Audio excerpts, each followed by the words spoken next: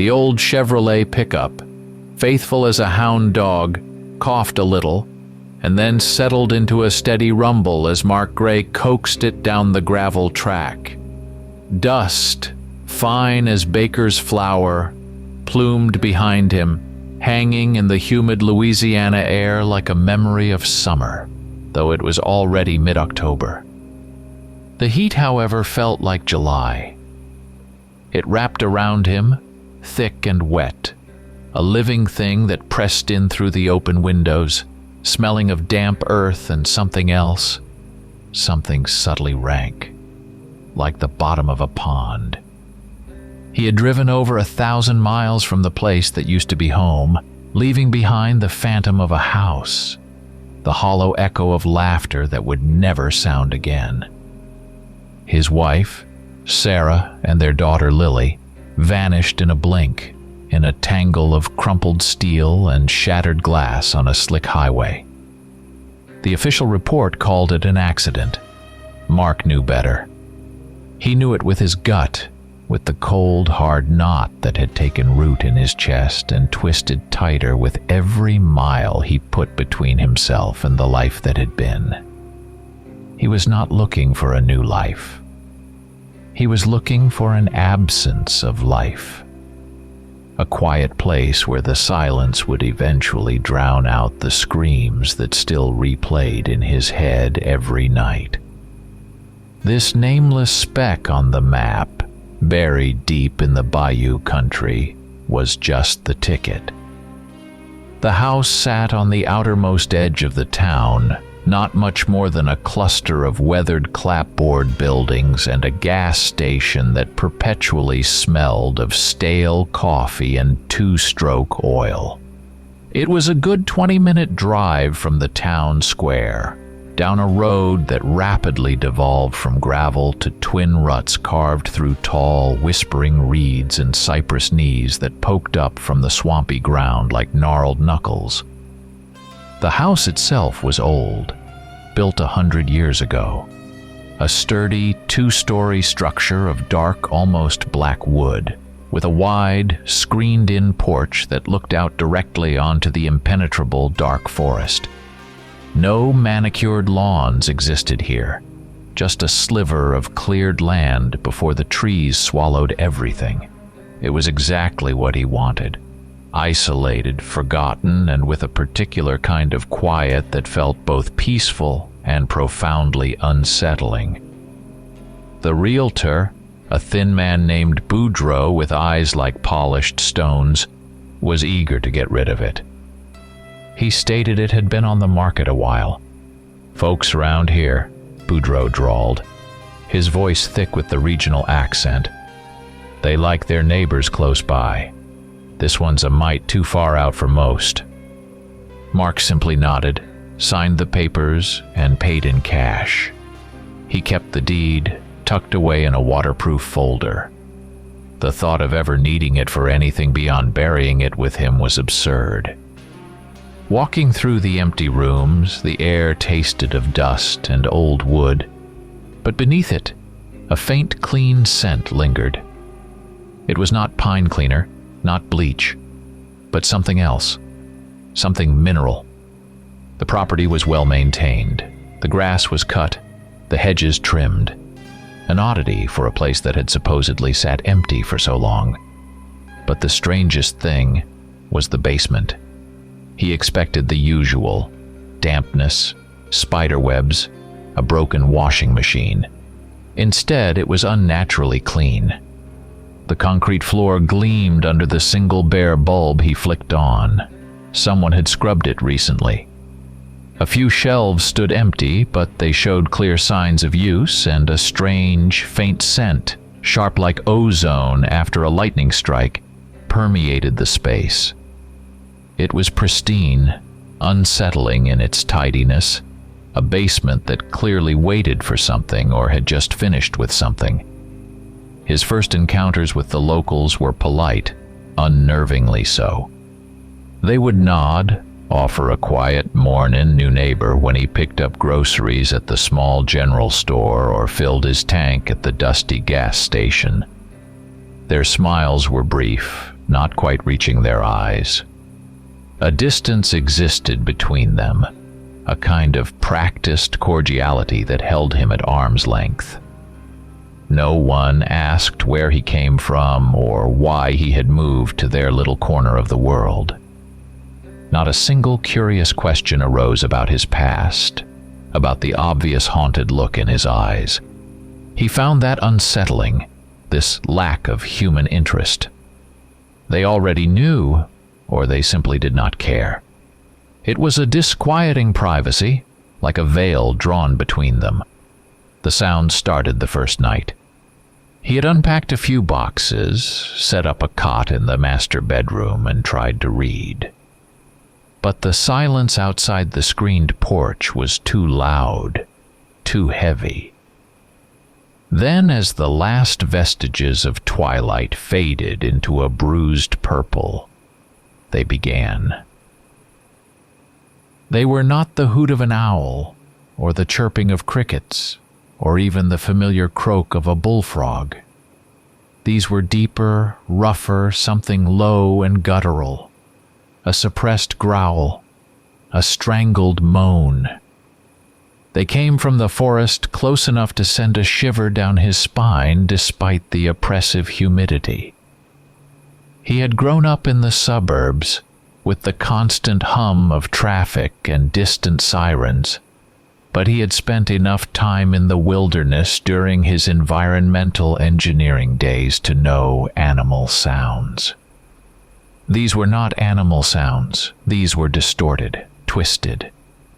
He sat up, straining to hear, but they would fade, only to reappear minutes later from a different direction.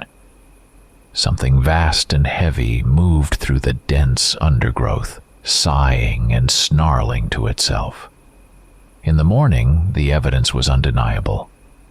On the thick trunks of the cypress trees closest to his property line, 20 yards from the back door, he found them. Fresh, deep scratches. These were not the slender marks of a bear, nor the sharp, thin slashes of a bobcat.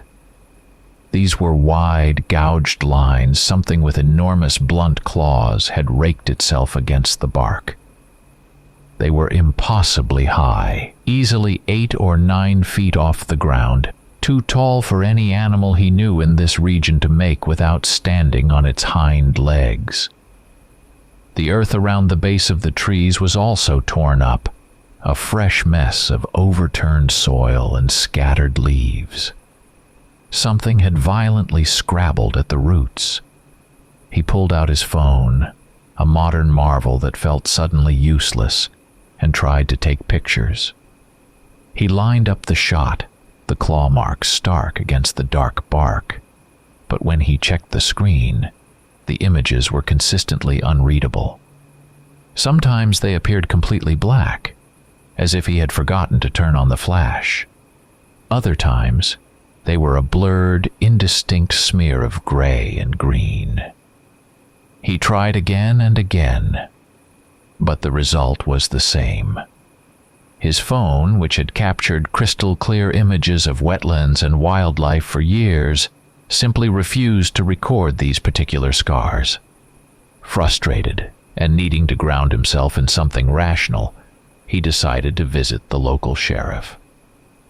The sheriff's office was a small, single-story building next to the general store, painted a faded pale yellow.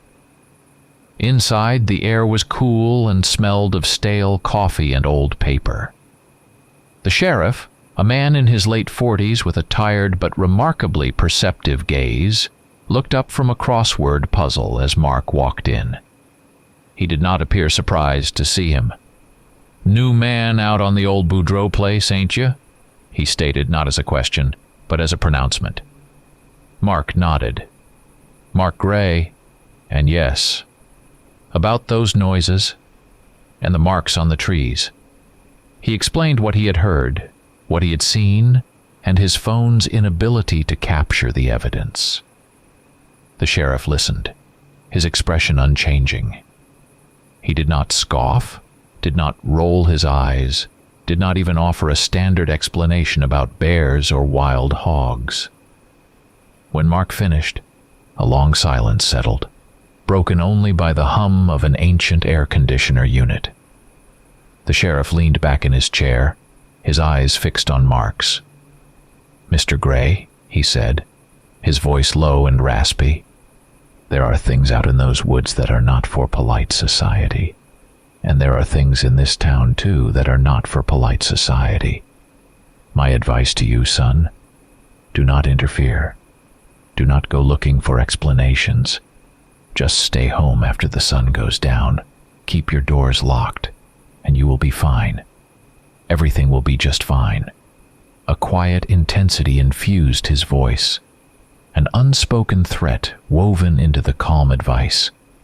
Back in his strangely clean house, the sheriff's words echoed in his head, a chilling counterpoint to the growing unease. He thought of Sarah, of Lily. Their faces, so vivid in his memory, shimmered in the deepening gloom of the living room. The silence of the house was heavier now, not peaceful, but watchful. He walked to the windows, peering through the screens towards the encroaching woods. Every rustle of leaves, every creak of the old house, amplified, imbued with a sinister meaning. He became a character in a story he had not chosen, a story where the lines between the natural and the unnatural blurred, smearing like the phantom images on his phone. He saw them then, not clearly, never clearly. They were quick, fleeting shadows, darker than the gathering twilight, darting at the extreme edges of his vision. They moved with a speed impossible for a deer, with a silence impossible for any animal he knew.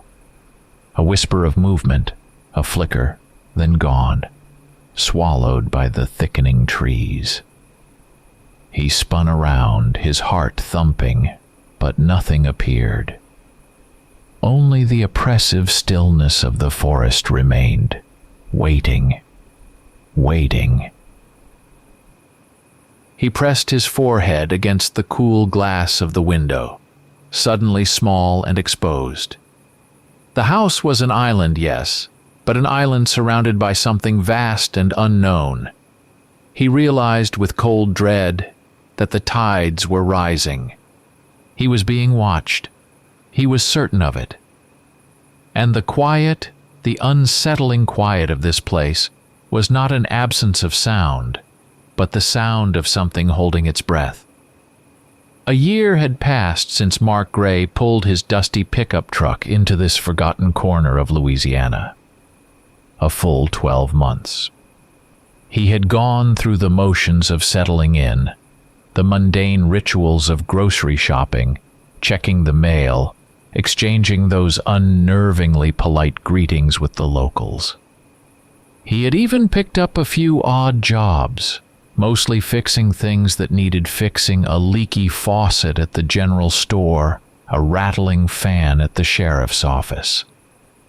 It was during these small interactions, during the slow, deliberate rhythm of days turning into weeks and weeks into months, that the true, insidious horror of this place seeped into his bones, colder and deeper than any swamp water.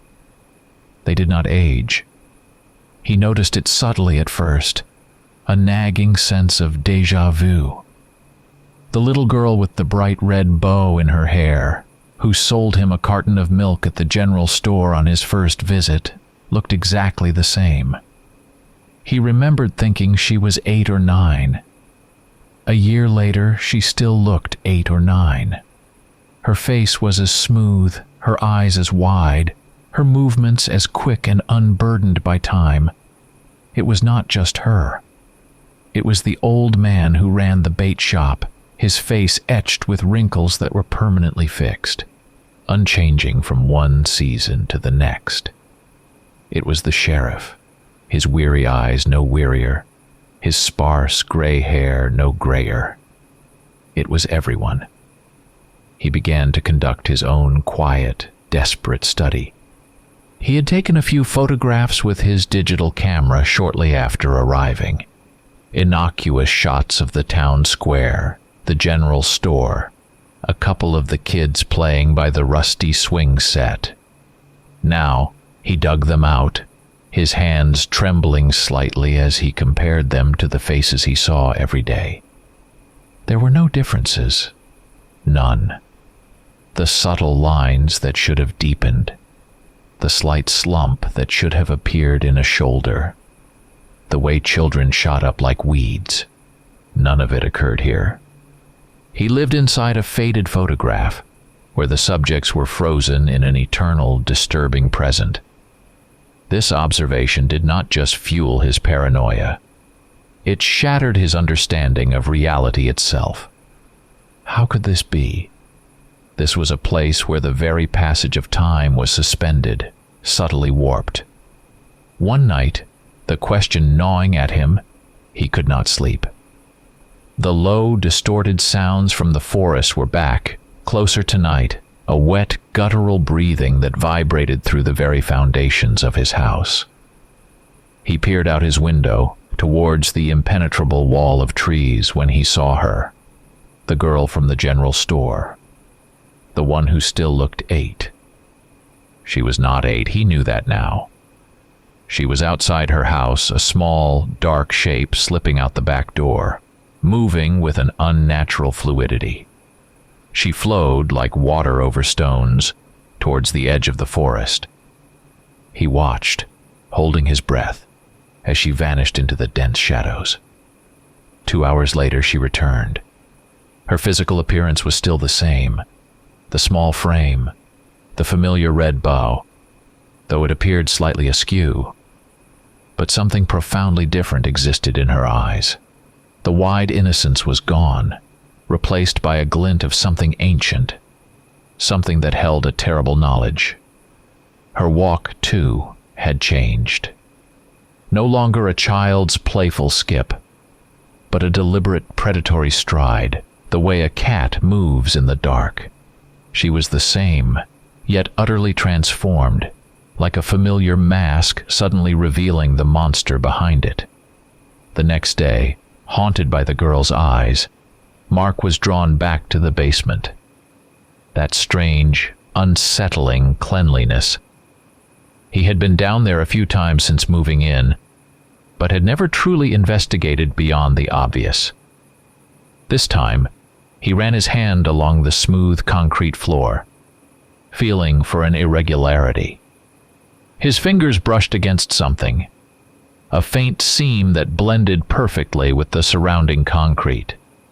He knelt, tracing the outline, and saw it, a carefully mortared-over section, 4 feet by 4 feet, a precise rectangle that hinted at a hidden entrance.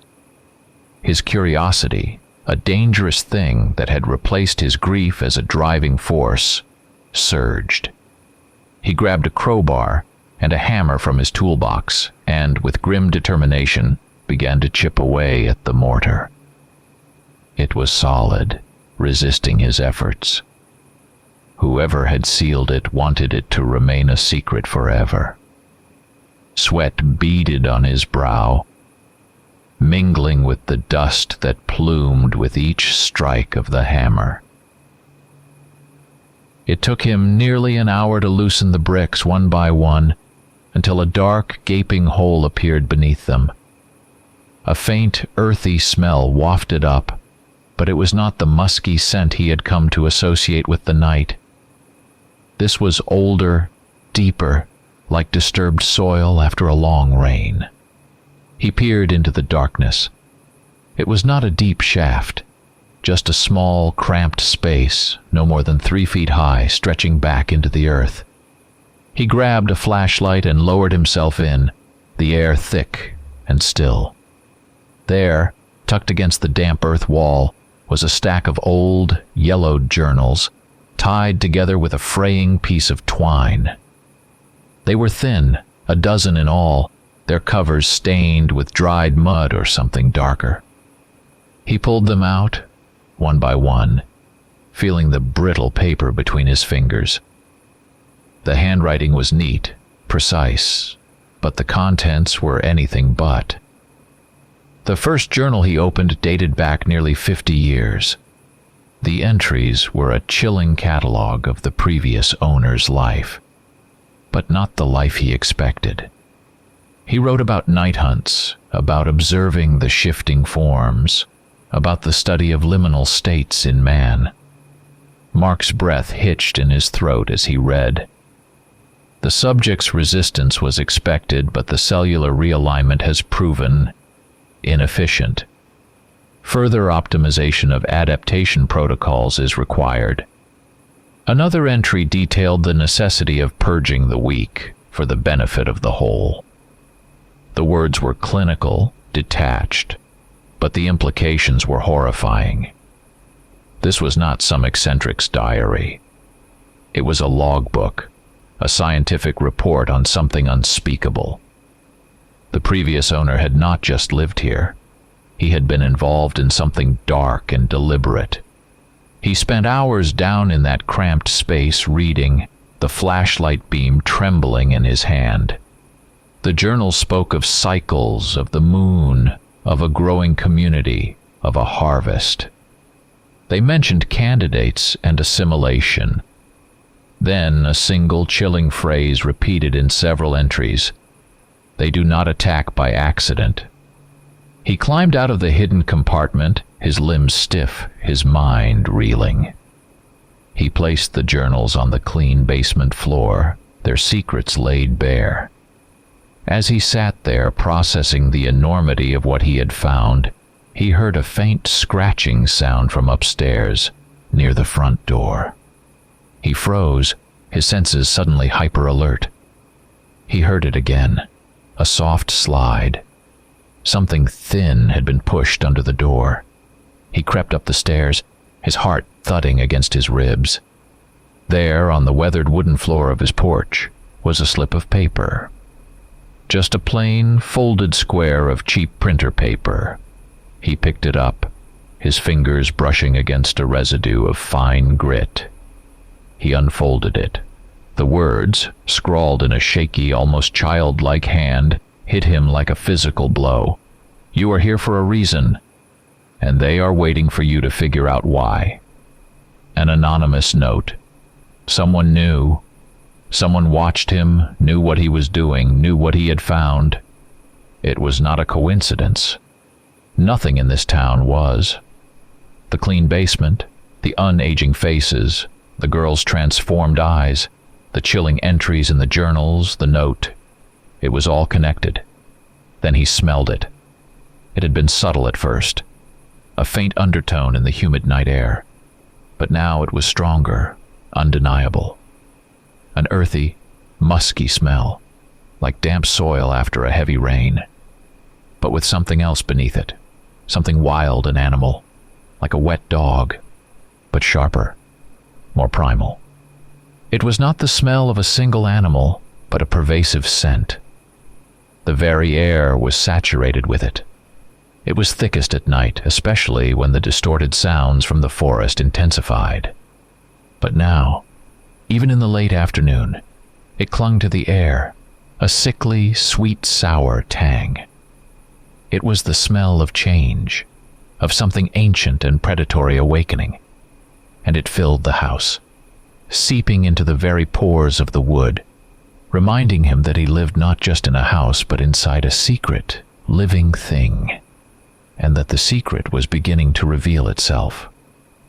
The realization came to Mark not as a sudden flash of insight, but as a slow, creeping understanding, like mold spreading across a damp wall. The town was not just a collection of houses and people. It was an organism. A single, interconnected being, each resident a cell with a specific function, a vital role in the town's silent, horrifying life. He saw it in the way the general store owner always knew exactly what was needed, seemingly without being told. He saw it in the precise, unhurried movements of the men who maintained the fishing boats down by the bayou, each one a master of his craft, but never venturing beyond it. The hunters were always lean, quiet men who emerged from the woods and vanished back into them without a trace, their eyes holding a particular cold glint. The carpenters meticulously repaired the old, weathered buildings. Their work was strangely timeless, for they built for eternity. Teachers, fishermen, mechanics, each played their part, and not a single soul was without a purpose, without a defined function in this unsettling tableau. No one was idle. No one was a mere bystander. Everyone belonged, and that belonging was terrifyingly absolute. It was during one of his routine repair calls, a minor leak in the town's ancient water tower, that a new layer of this strange living organism revealed itself. The tower stood on the highest point outside of town, a skeletal sentinel of rusting iron.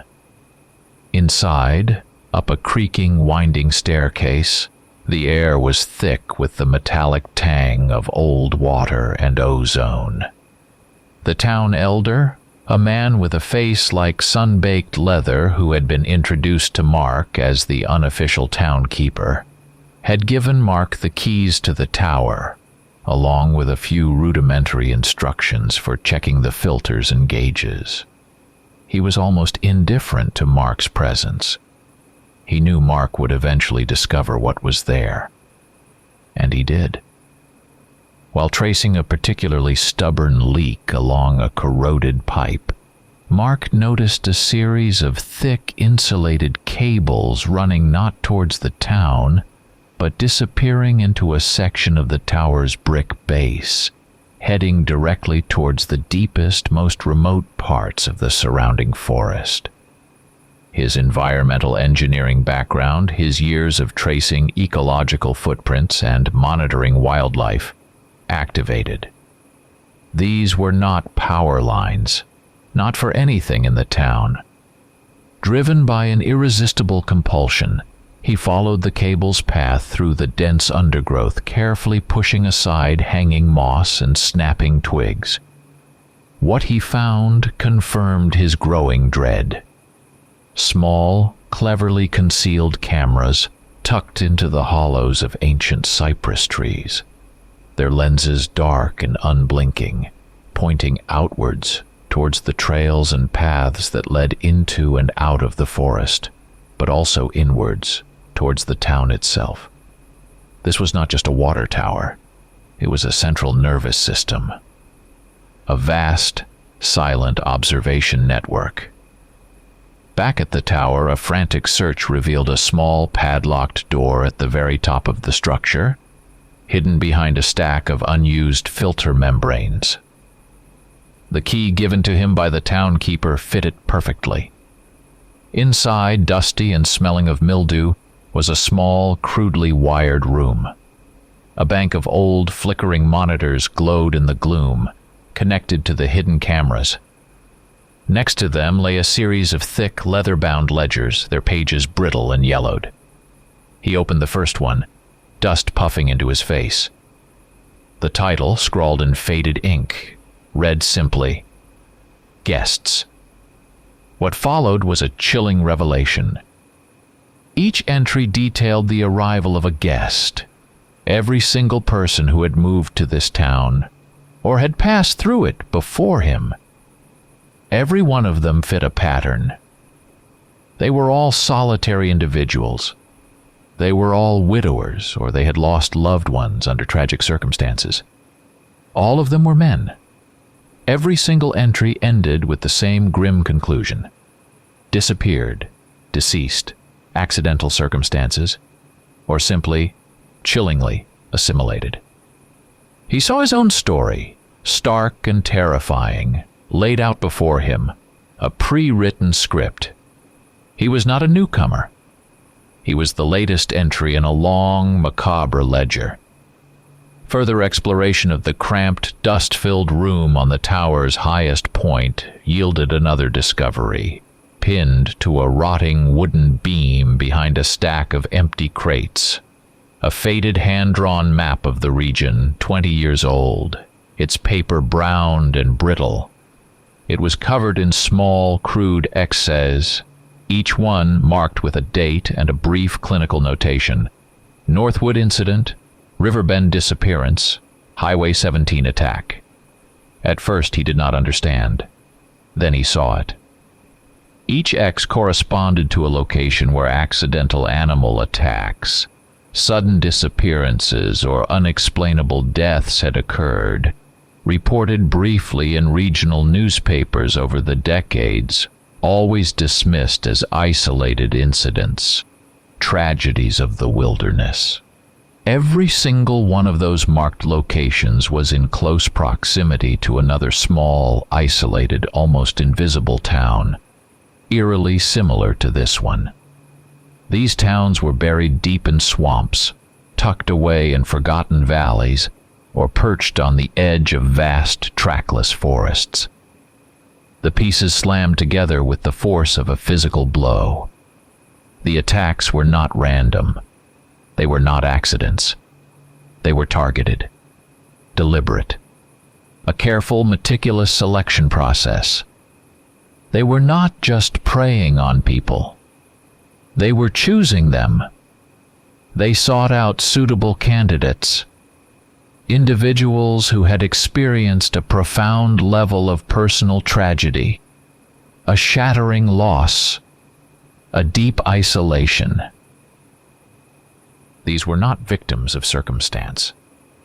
They were, in a terrifying sense, applicants. And he, Mark Gray, engineer-ecologist, grieving widower, was one of them. The distorted sounds he had heard from the forest, the fleeting shadows, the unsettling transformations he had witnessed in the townspeople, none of it was chaotic. It was all purposeful. The very form of life he observed, so alien and terrifying, was organized, efficient, and horrifyingly rational. He understood then with chilling certainty that his own loss, his profound grief, his desperate flight to isolation had not been an escape. It had made him a target. It had made him marked. He was exactly what they sought. A cold, hard knot tightened in his stomach. He was not just a guest here. He was an experiment, a subject in a monstrous study. But the terror that had gripped him since his arrival was tempered by something new, something empowering in its desperation. He had access to their eyes, their network. He could use it. He began to learn the system, to manipulate the old creaking controls of the camera feeds. He started to watch them, not just the forest, but the townspeople themselves. He observed their movements at night, when they thought no one was looking, when the veil of practiced normalcy slipped. He watched the subtle shifts in their posture, the way their eyes glowed with an unsettling luminescence in the dark, the unnatural speed and silence of their movements when they left their homes and disappeared into the depths of the forest, only to return hours later, their faces subtly changed, their eyes holding that ancient knowing glint. He watched the watchers, studying his captors, trying to understand the rules of a game he had not known he was playing until he was already trapped in the middle of the board. The air in the tower, thick with dust and the metallic scent of old water, now carried a faint musky undertone, the same smell that clung to the forest at night. It was the smell of them, the smell of his new reality. The summons came not as a knock at the door, but as a silent, insistent pressure in the air. A low-frequency hum vibrated in Mark's bones, drawing him from his house like a tide pulling at a lost ship. It was deep night, a moonless night, the kind that swallowed the stars and pressed down with an almost physical weight. The forest was unusually still, the low, guttural sounds absent, replaced by a profound, unnatural silence that felt more menacing than any snarl. He walked towards the center of town, drawn by an unseen force, his feet crunching softly on the gravel, the air thick with that musky, earthy scent that had become his constant companion.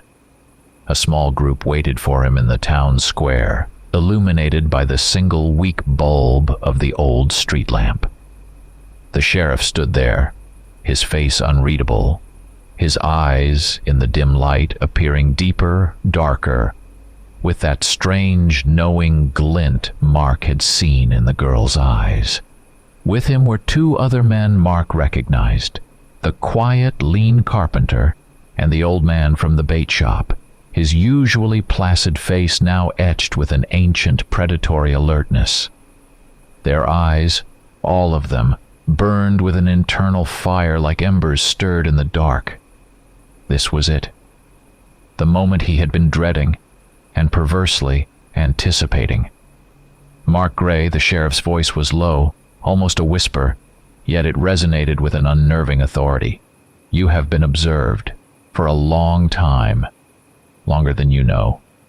He paused, his gaze boring into Mark's. You have endured more than others. We are curious about your choice. The sheriff's words confirmed everything Mark had suspected, every chilling entry in those journals. They knew. They had always known. They knew about Sarah and Lily. They knew about the gaping void in his chest. And they had been waiting. We know why you are here, the carpenter added, his voice surprisingly soft. Your loss, your emptiness. It makes you receptive. Mark's jaw tightened, a tremor of cold rage running through him, but he held his tongue. He had learned in these last months that anger here was a weakness, a distraction. Come. The sheriff gestured towards the old, derelict church that stood at one end of the square, its windows long since boarded up. Mark had never seen anyone go near it. A faint light now flickered from within. Inside, the air was cold and damp, smelling of decay and something else, something metallic, like fresh blood. A single, powerful lantern illuminated the space, casting long, dancing shadows that stretched and twisted on the walls. There, strapped to a crude wooden table in the center of the nave, was a man. He was clearly a newcomer, a stranger, another guest drawn to this forgotten place. But he was not a man anymore. Not entirely. His body was grotesquely distorted, stretched and contorted. One arm was thicker, covered in coarse, dark fur, ending in a hand that was more claw than fingers. His face was a mask of agony, one eye human, wide with terror, the other elongated, slitted, an alien yellow. A low, ragged moan tore from his throat, a sound of unimaginable suffering. His transformation was incomplete, agonizingly suspended between two worlds. He was half human, half beast, a living nightmare. He could not endure, the sheriff stated, his voice flat. He fought it. He resisted his true nature. A failure of will. He is unsustainable. He looked at Mark, his gaze unwavering. We offer you a choice, Mark Gray. A chance to cleanse him, to sever the weak link, to embrace the necessary truth. He produced a wicked-looking hunting knife, its blade long and glinting in the lamplight, and held it out to Mark. Kill him. You will then be sustenance. You will serve us. You will become part of the land, one of the many. If you refuse, however— Mark stared at the struggling, grotesque form on the table, at the knife offered to him, its polished steel reflecting the flickering light. Kill him. End his suffering. Participate in this monstrous ritual? His mind reeled. The memories of Sarah and Lily flashed before him, their innocent faces. He was an environmental engineer, a man who had dedicated his life to preserving life, not taking it. He could not. He would not. He slowly, deliberately pushed the sheriff's hand back, refusing the knife. No, he said, his voice surprisingly steady despite the tremor in his hands. I will not. The moment the word left his lips, the atmosphere in the church shifted, growing heavy, charged with a primal energy. The sheriff's eyes narrowed. A flicker of something ancient passed through them. Then, in a blur of motion, the carpenter, who had been standing silent and still, lunged. He moved with impossible speed, a snarl tearing from his throat, his eyes blazing yellow. His transformation was instant, fluid. His frame broadened, his clothes ripping, his face elongating into something lupine, teeth like daggers.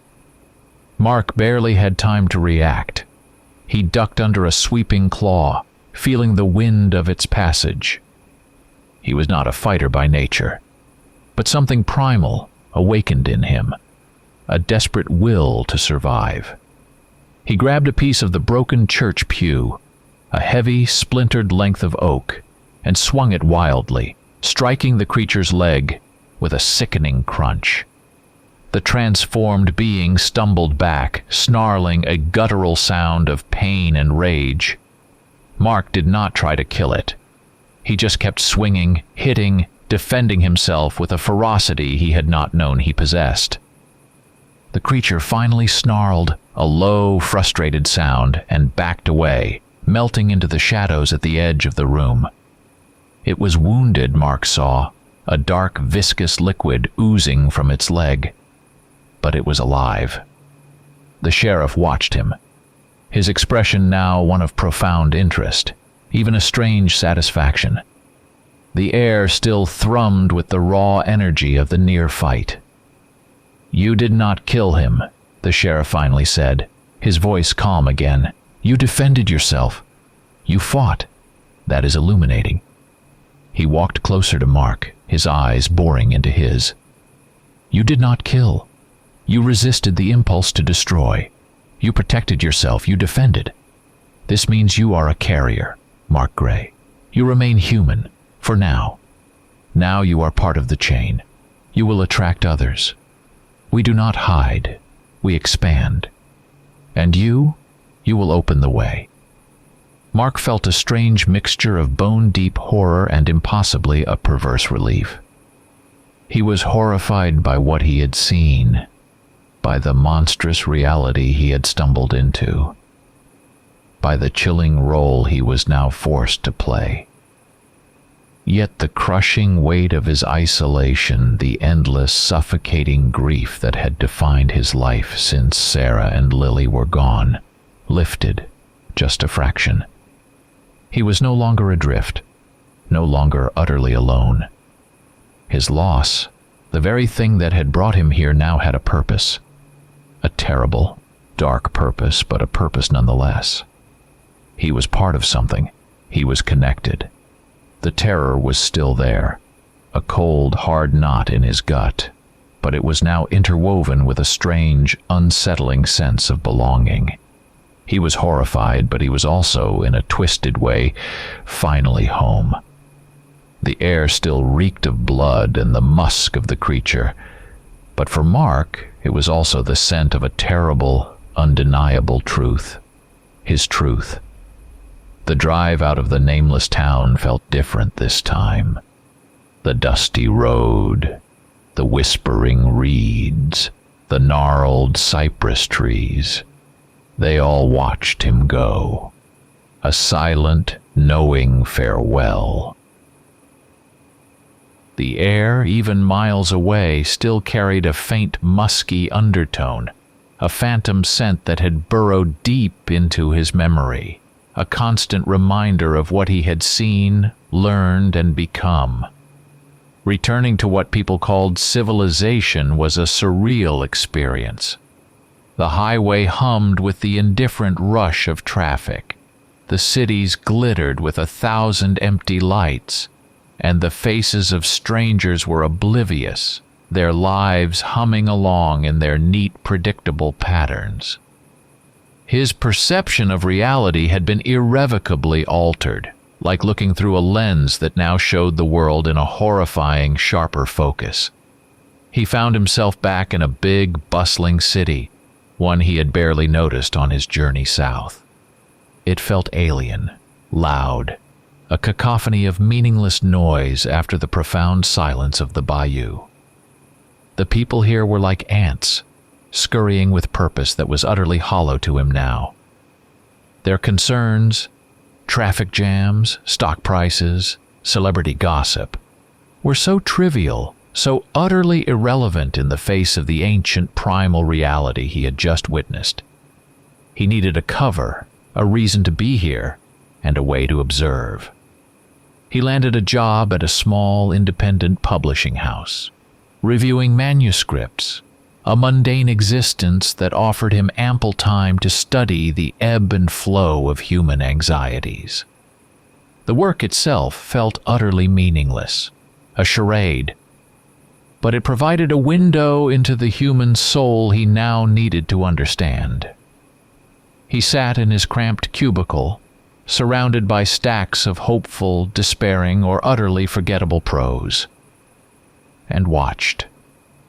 He watched the loneliness in the eyes of the commuters, the quiet desperation clinging to the shoulders of the shoppers, the hollow ache in the forced smiles of the office workers.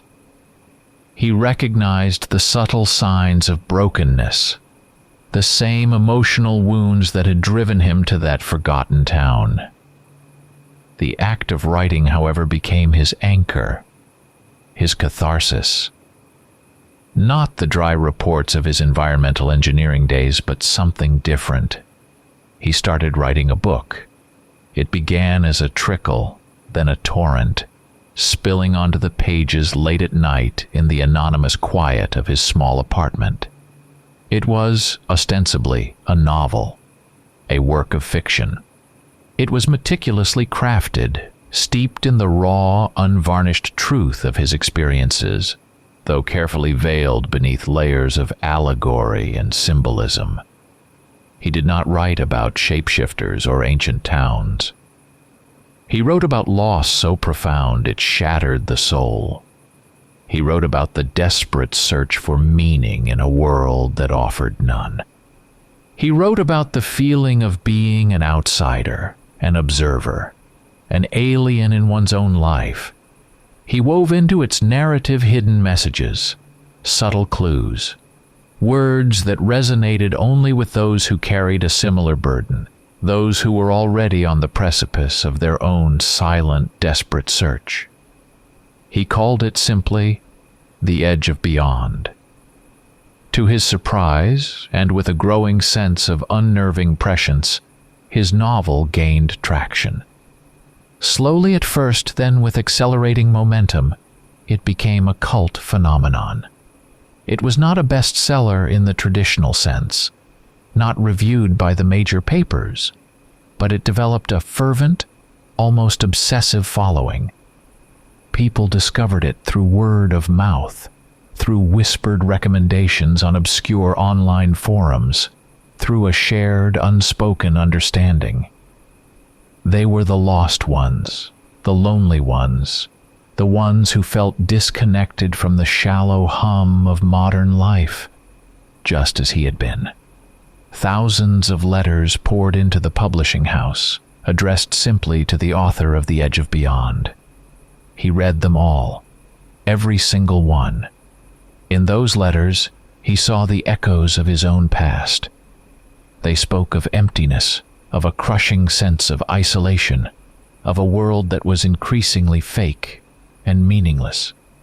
"I feel like I am living in a dream, and I cannot wake up," one wrote. "My family is gone, and nothing makes sense anymore," wrote another. A woman described a pervasive feeling of being out of sync with everyone around her, of longing for a place where everything felt real, truly real, no matter how terrifying. They expressed a yearning to get away from people, to live in silence, to find a place where everything is authentic. They were searching for exactly what he had found. They were seeking the same kind of refuge, the same escape, the same radical redefinition of existence that had pulled him into that nameless town. He did not respond to every letter. His selection process was slow, meticulous, instinctive. He looked for the particular resonance, the specific phrasing, the depth of desolation that spoke to him on a level beyond mere words. He searched for the subtle tells, the imperceptible cries for a different reality, the willingness to abandon the known for the unknown. He looked for the ones who were suitable, the ones who possessed the very traits that had made him a candidate, the profound loss, the self-imposed isolation, the deep-seated yearning for something more, something true, even if that truth was monstrous. He understood then, with chilling clarity, the sheriff's words, "You will attract others. You will open the way." His book, his catharsis, was not just a story. It was a lure, a carefully constructed hook, dipped into the vast, churning waters of human despair. He was no longer a subject in their experiment. He was an active participant, a recruiter. As he read the desperate pleas in those letters, he felt a strange, cold satisfaction. He prepared for a new stage, a dark harvest. The air in his apartment, even hundreds of miles away from the bayou, still carried the faint, earthy musk, the whisper of the wilderness.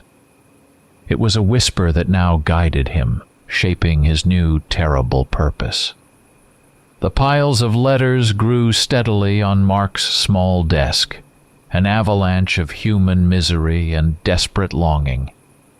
He worked through them methodically, sometimes late into the night, the only sound the hum of his old refrigerator and the scratching of his pen. He was not just reading them, he was dissecting them, searching for the telltale signs, the subtle psychological markers that indicated a person was ripe for transformation.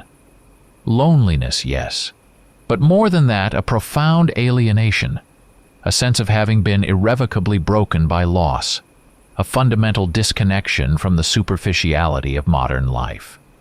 They were not just sad, they were profoundly unmoored, adrift, and craving something real. His responses were carefully calibrated, each word weighed for its impact. He rarely used more than a single page, sometimes just a half. His answers were deliberately enigmatic, a spider's thread of tantalizing possibility. He wrote about the emptiness of the concrete jungle, the way true meaning lay hidden just beyond the conventional paths. He hinted at a life lived closer to the earth, a deep connection to something ancient and powerful. He spoke of finding a unique kind of peace in solitude, a peace that was forged in the crucible of profound personal loss.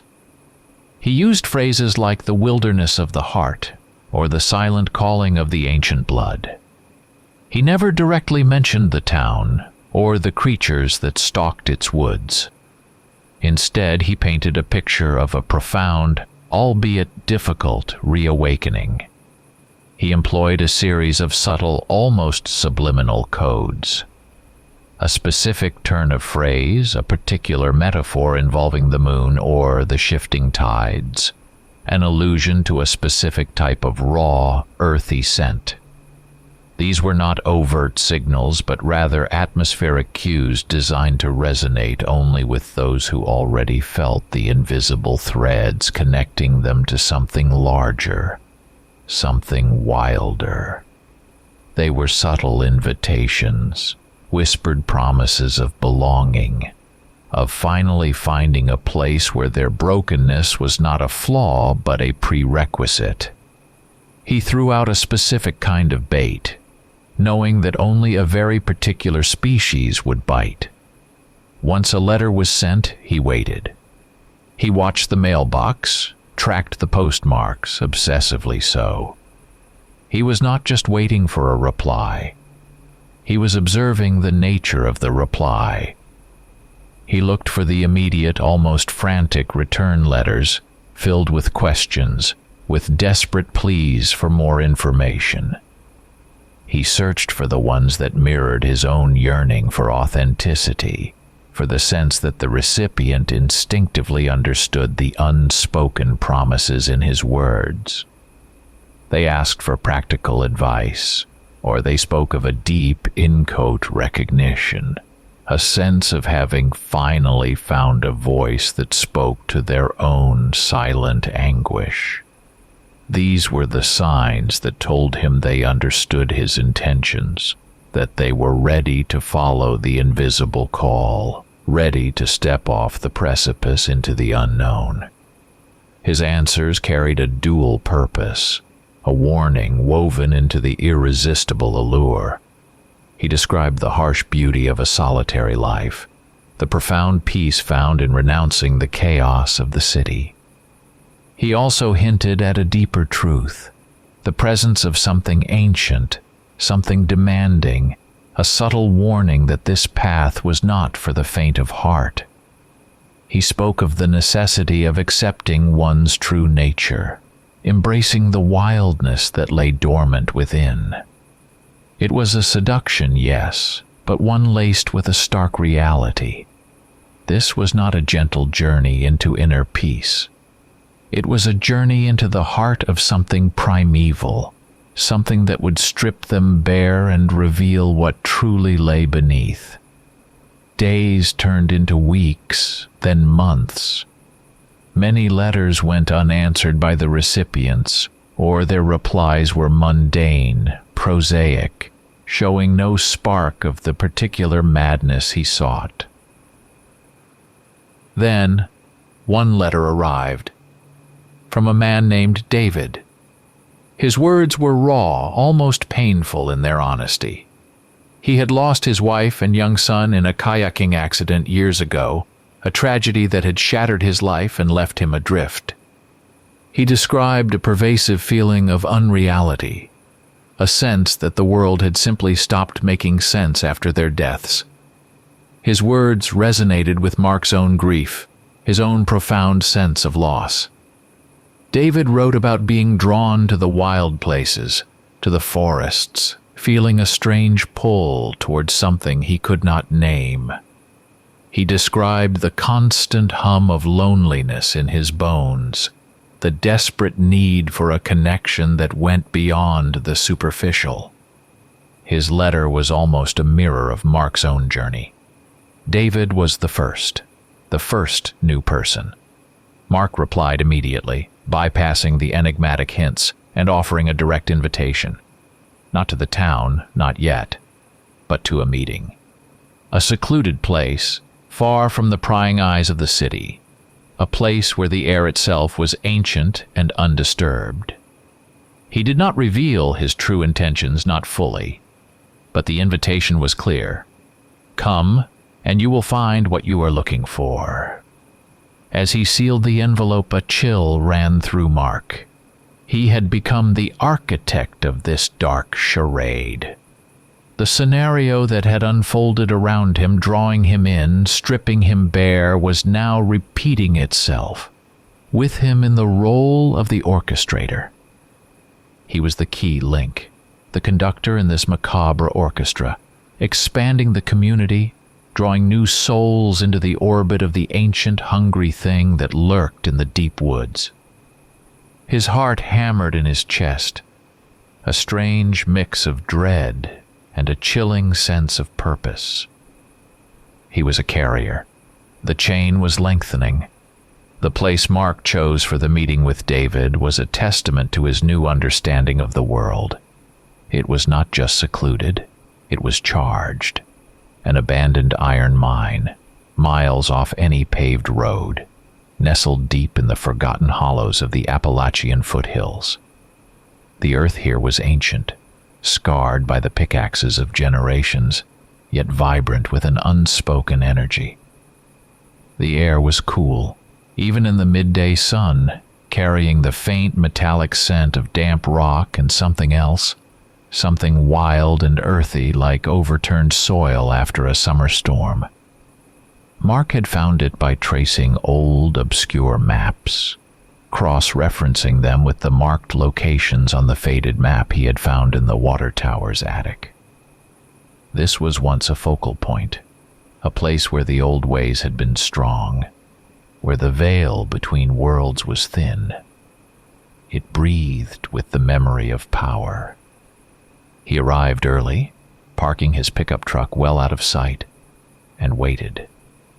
He observed David's arrival to witness his initial reaction to the atmosphere of the place.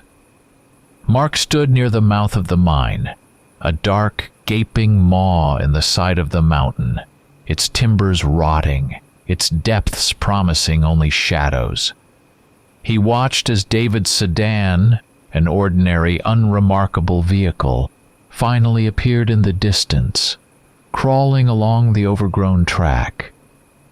David stepped out of his car, a man in his late 40s, with the slightly slumped shoulders of someone carrying a heavy, invisible burden. His hair was thinning, his eyes tired. He looked exactly like the type Mark sought, exactly like he himself had looked a year ago.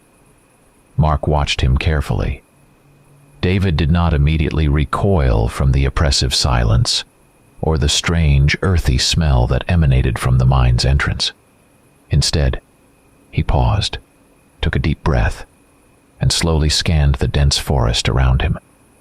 A faint flicker appeared in his eyes, not of fear, but of a curious introspection, a subtle recognition. He felt it, the pull of the place, the ancient whisper of the earth. He did not look afraid. He looked intrigued, attracted even. This was good. "David," Mark said, stepping out from the shadows. His voice, usually quiet, carried an unusual resonance in the still air. David turned, startled, then offered a hesitant hand. His grip was weak, almost tentative. "Mark, thank you for meeting me." They walked towards the mine entrance, the cool draft from its depths, a palpable presence. Mark began to speak, carefully crafting his narrative. He did not talk about claw marks or non-aging townspeople. He spoke of the crushing emptiness that followed loss, the way it stripped away everything familiar, leaving one adrift. He described his own desperate search for meaning, the feeling that the modern world offered only shallow comforts, fleeting distractions. He spoke of the allure of wild places, the instinctual desire to escape the suffocating artificiality of society. He articulated the very emotions that David had poured into his letters, validating his silent suffering, offering a strange, dark kinship. "There is a power available to those who are willing to accept it," Mark continued, leaning closer, his voice dropping to a near whisper. "Not the kind of power that comes from money or status, but something deeper. A unity with the world, a raw, primal connection that the chosen feel. It changes you. It changes your perception. It makes the world real again." He spoke of a feeling of belonging so profound it eclipsed all previous loneliness, a sense of purpose that filled the void left by loss. He painted a picture of transformation, of a brutal, beautiful rebirth. As he finished speaking, David's gaze, now sharper, more intense, was fixed on him. There was no fear in his eyes, only a profound curiosity, a desperate yearning. David looked at Mark, certain Mark held the key to his very soul.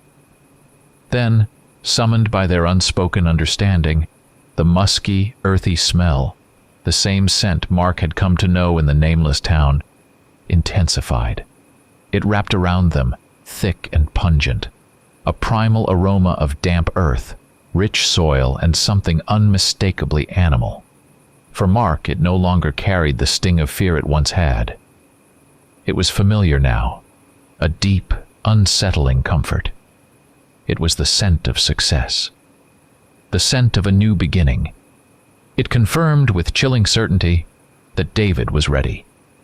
The ground beneath their feet shifted, and David unknowingly began to transform. With David initiated, a chilling new clarity settled over Mark. His role was not merely to attract, it was to cultivate.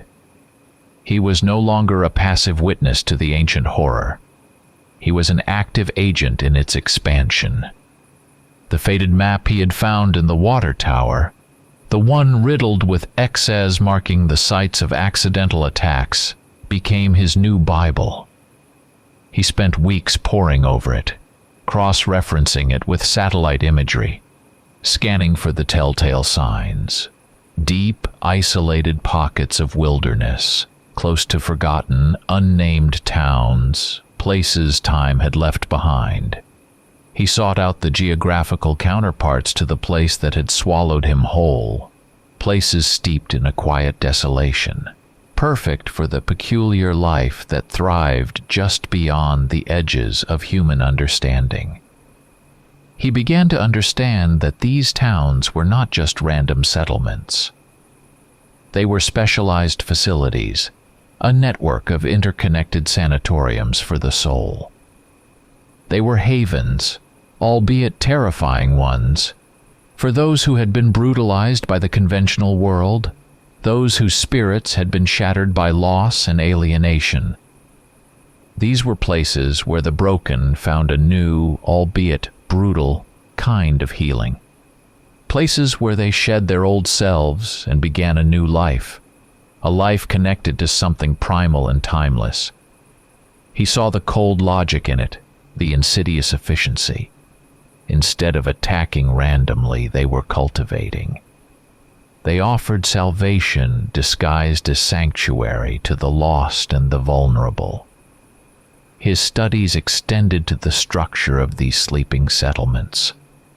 He understood then that each one, like the town he had abandoned, functioned as a miniature organism. They all had their carefully defined roles.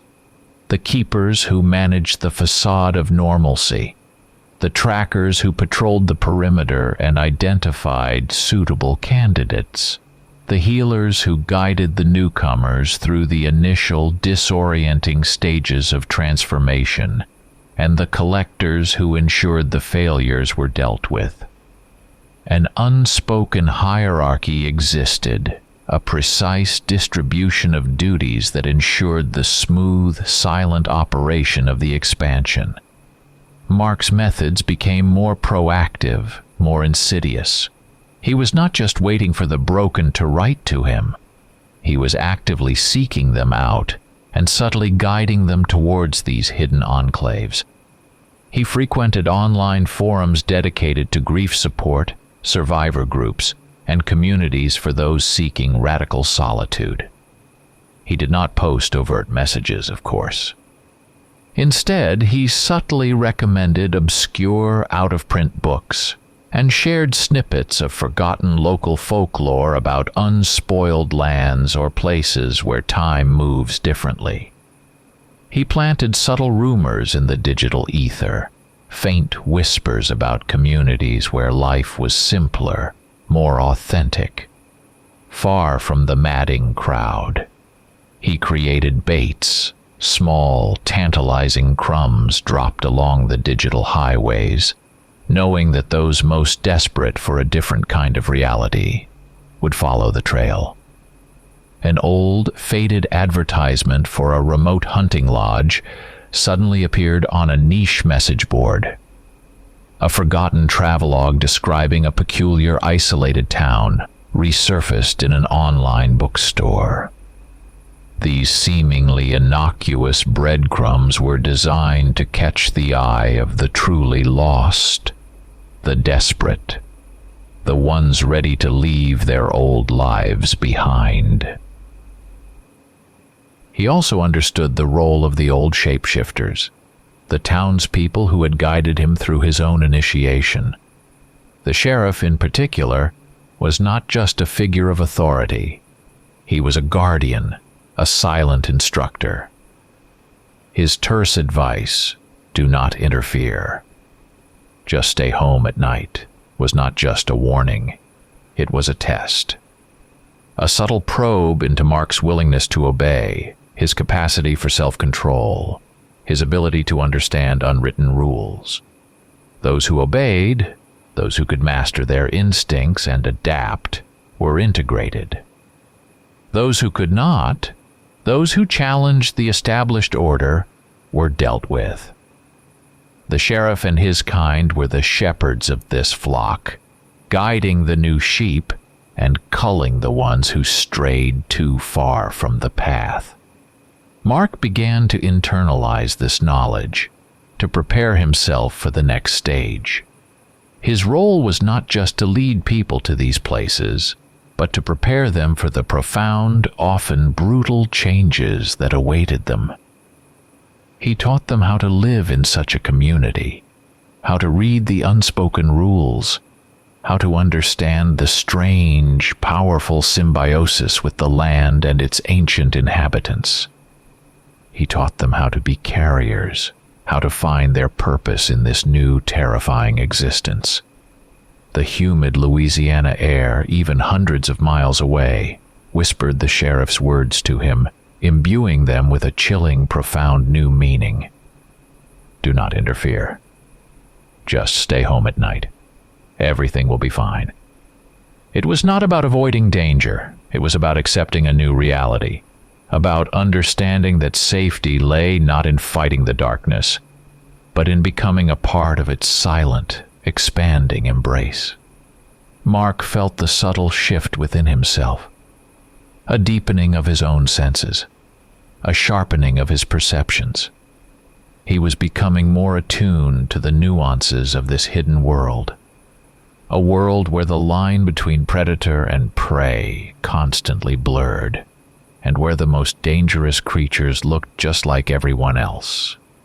He, Mark Gray, was now one of them. Not fully, not yet, but irrevocably. The early reports began to trickle back to Mark. Subtle at first, then more pronounced, like the faint rustling of leaves before a storm.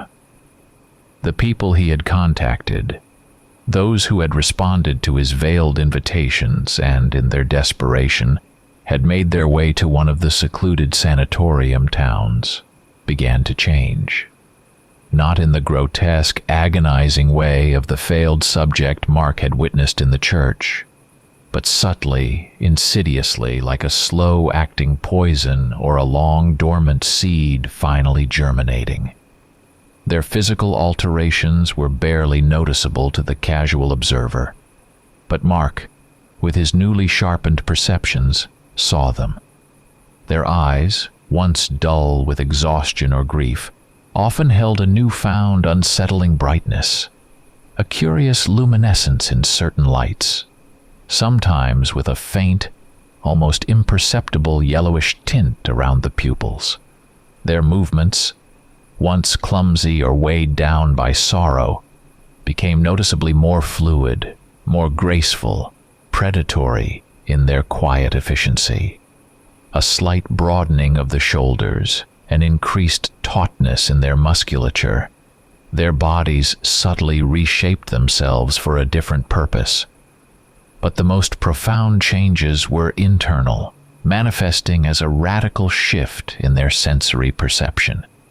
Their hearing became unnaturally acute, picking up faint whispers in the wind, the distant scurry of small creatures, sounds they had dismissed as background noise before.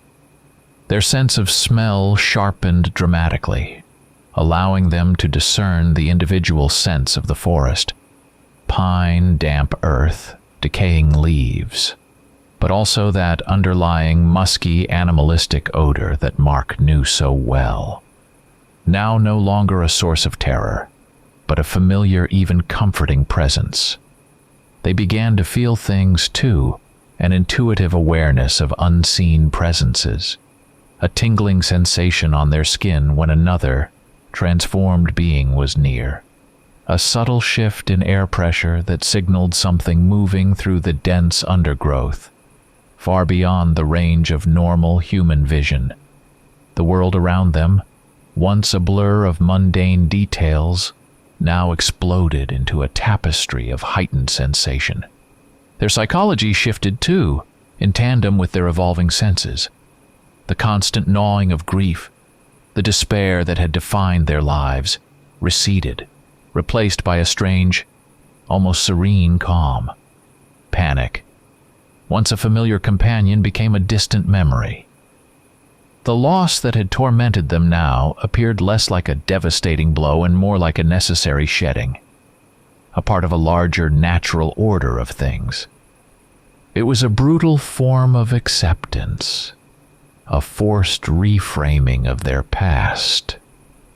The forest, once a dark, foreboding place, ceased to be a threat.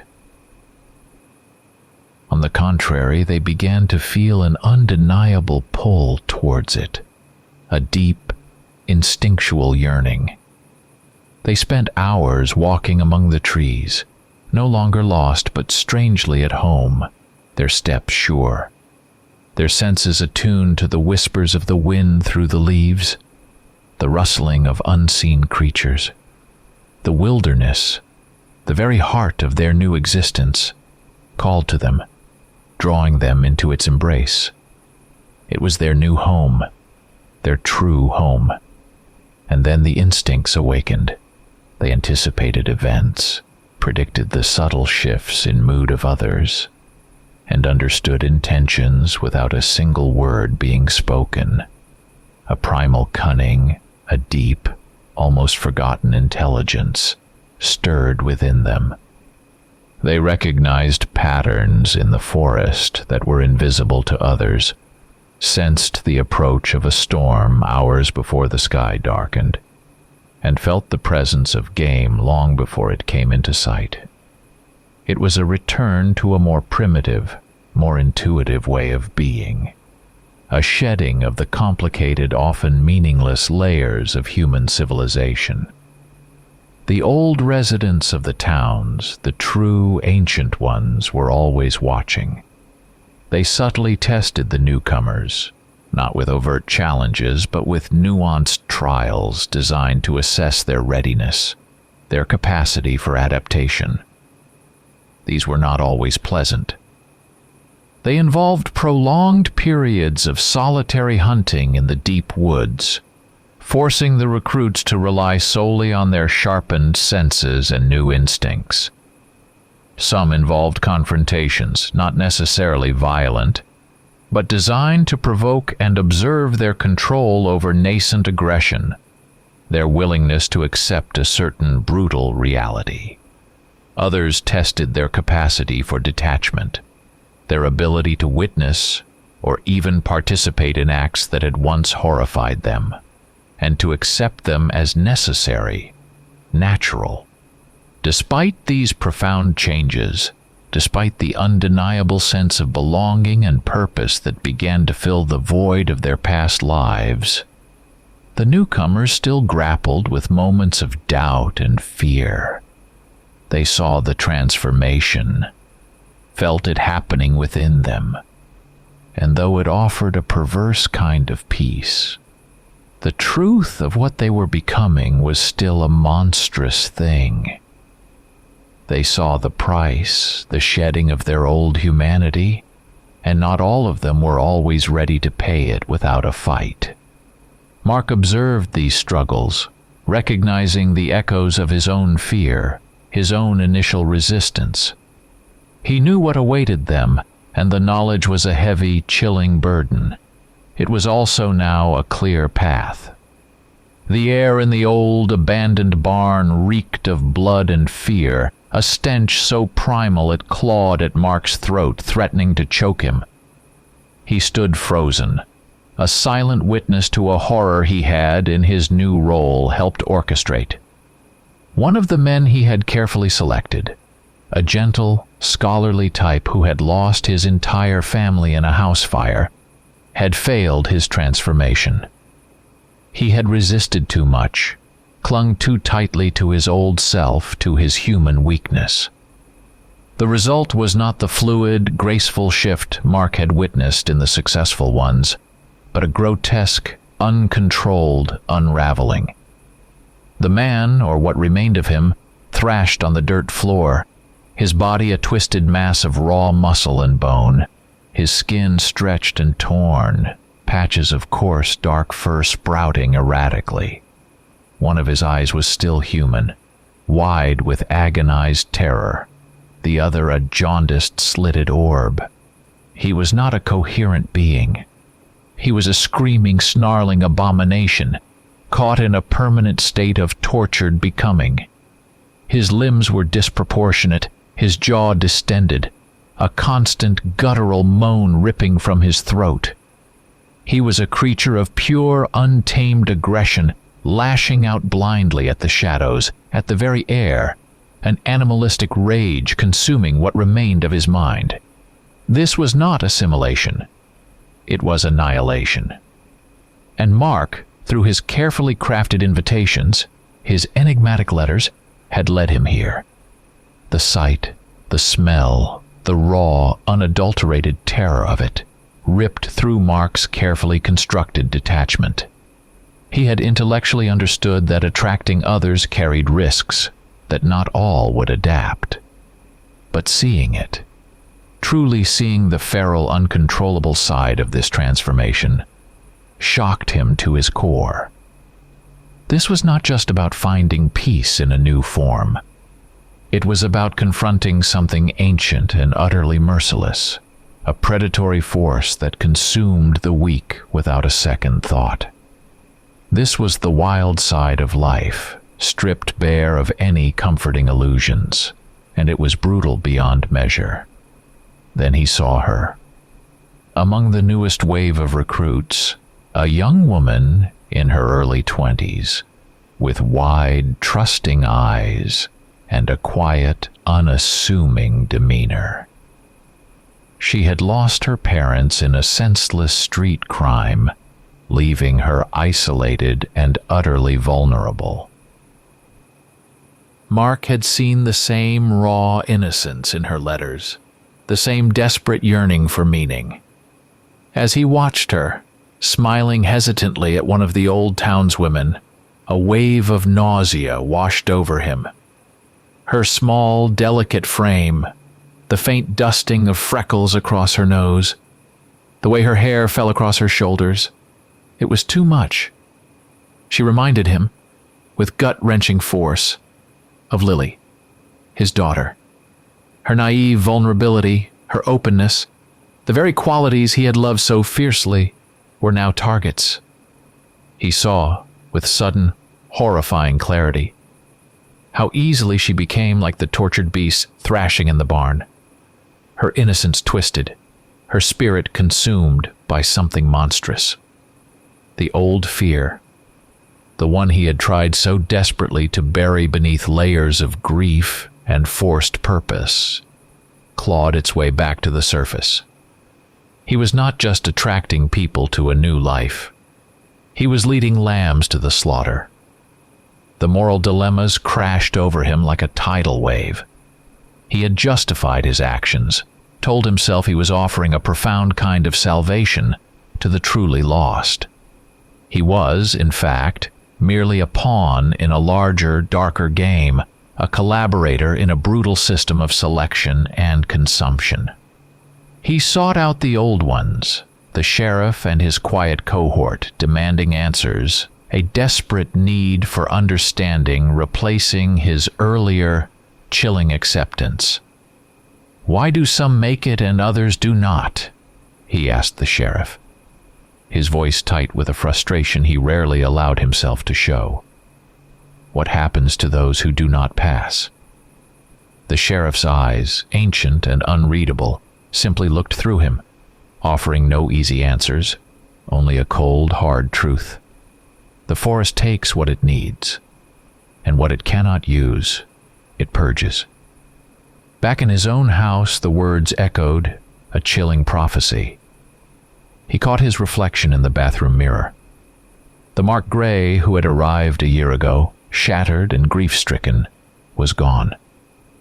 In his place stood a man whose features were subtly sharpened, his jawline more defined, his movements quicker, more decisive. His eyes were not quite yellow, not yet, but a distinct, almost golden fleck existed in their depths, a luminous quality that had not been there before. His pupils dilated more readily in the dim light, and his gaze was unnervingly intense. He leaned closer to the mirror, examining the faint, imperceptible hardening of the skin around his knuckles, the slight thickening of the fingernails. He was changing. The process had begun in him too, slowly, subtly, insidiously. He closed his eyes, then opened them again, staring at his reflection. The image of his daughter's innocent face superimposed over his own subtly shifting features. He was protecting these people, guiding them towards a new, terrifying existence where they would finally find a brutal kind of peace. He was also opening the door for their absorption, for the consumption of their very essence, paving the way for the monstrous thing that lurked beneath the surface of this quiet world. The line between salvation and damnation, between true belonging and utter obliteration, blurred into a sickening smear. The air, even indoors, was thick with the musky scent of transformation, now indistinguishable from his own growing internal unease. The sight of the failed transformation, the raw animalistic agony in the barn, had shaken Mark, but it had also paradoxically forced him to look deeper. He spent weeks in the town's small, forgotten library, sifting through ancient texts, forgotten local histories, and the strange cryptic entries in the previous owner's journals. He sought out the old ones, the sheriff, the carpenter, the taciturn bait shop owner, pressing them, not for emotional reassurance, but for cold, hard facts, for understanding. Slowly, painstakingly, the veil lifted, revealing a truth far more ancient and terrifying, yet also more logical than he could have imagined. The shapeshifters, as he had come to think of them, were not cursed. They were not victims of demonic possession. Their origins, he learned, stretched back further than recorded history, to a time when humanity itself was young and raw. They were not a deviation, but an evolution, a species that had adapted, not through technological advancement or societal complexity, but by embracing its primal connection to the earth, to the wild, and to the raw, untamed forces of nature.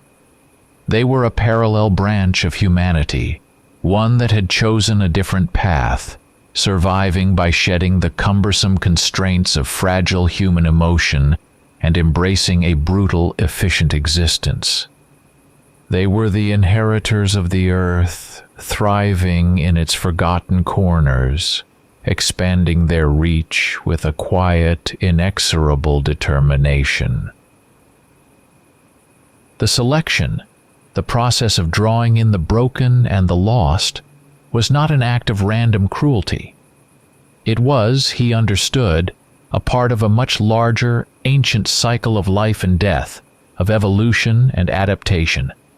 Just as the forest purged deadfall to make way for new growth, so too did they purge the weak, the unadaptable.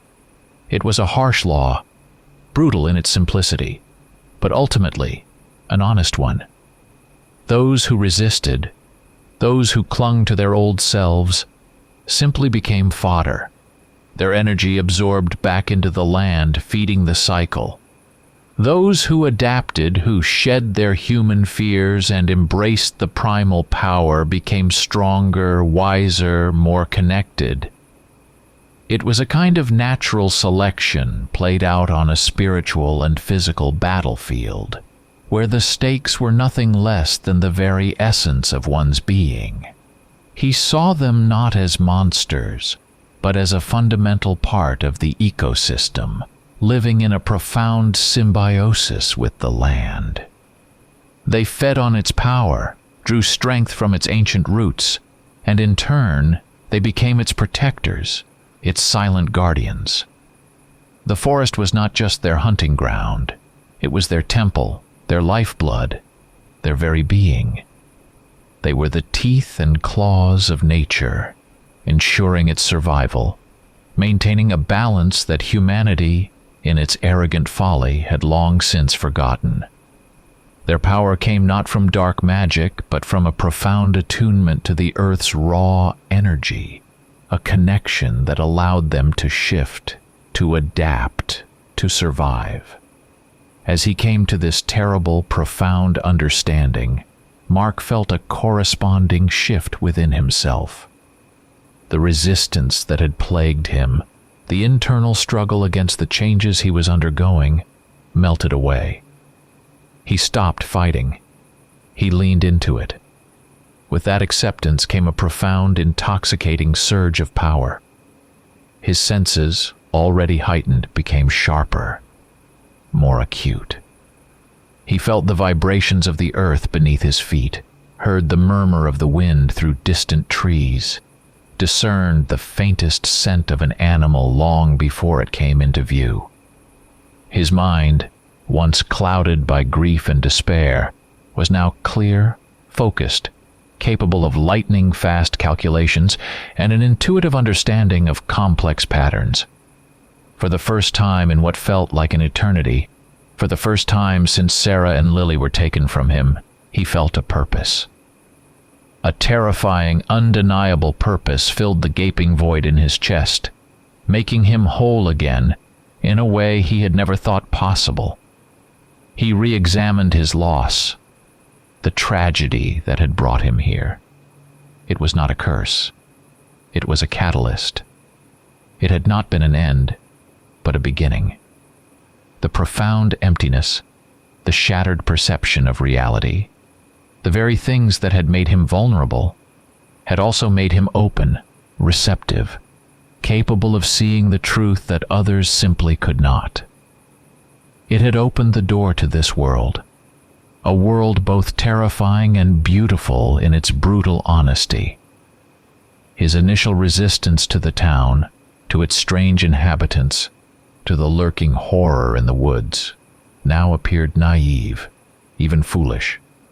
He had not been fighting external threats. He had been fighting his own nascent nature, his own capacity for transformation. Now, he embraced it. He was no longer just a man, Mark Gray, grieving widower. He was something more, something ancient, something newly forged in the crucible of loss and revelation. He was a carrier, a guide, a conductor. He began to work with the newcomers with a newfound certainty. His doubts completely eroded. He no longer hesitated, no longer struggled with moral dilemmas. He showed them the path, not with the hesitant, veiled promises of his letters, but with the cold, hard conviction of one who had walked it himself. He taught them about the cycles, about the necessity of shedding the old, about the power that waited for those who accepted their true nature.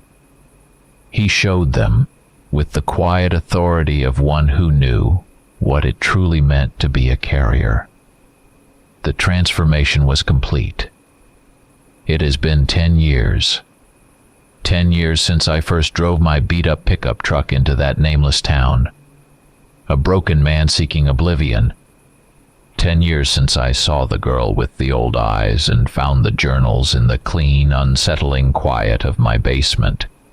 10 years since I looked into the raw, suffering face of a failed transformation and heard the sheriff speak of sustenance and carriers. 10 years, and I am no longer that man. The Mark Gray who loved Sarah and Lily is an apparition, a memory that flickers in the deep quiet of the night, but one that no longer torments me. I have become an integral part of this world, shedding most of my human attachments, embracing a new, profound, and often brutal connection to the earth, to the wild, to the essence of what they are. I understand them now, truly understand. They are not the enemies humanity paints them to be, creatures of evil and mindless destruction. They are, in their terrifying way, a selection, an ancient, living force, deeply rooted in the primal essence of the world, that survives and evolves by choosing, by cultivating, by integrating those who are capable of adapting to its harsh, uncompromising laws. Their attacks, the incidents that once appeared random and horrifying, are not acts of aggression in the human sense. They are acts of selection. A brutal, efficient form of triage, designed to seek out and gather those specific individuals who have endured enough, suffered enough, lost enough, to become resilient to the world's true nature, and thus ready to accept a new, more profound reality.